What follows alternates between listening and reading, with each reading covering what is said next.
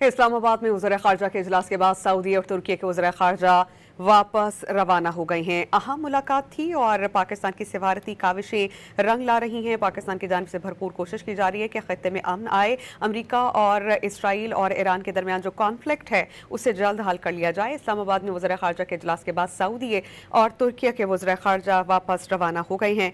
सिफारती ज़राए बताते हैं कि शहज़ादा फैसल बिन फरहान नूर खान एयरबेस से रवाना हुए और तुर्की के वज़ीर ख़ारजा हाकान फिदान भी वापस रवाना हो गए हैं, जबकि मिस्र के वज़ीर ख़ारजा भी आज रात वतन वापस रवाना हो जाएंगे।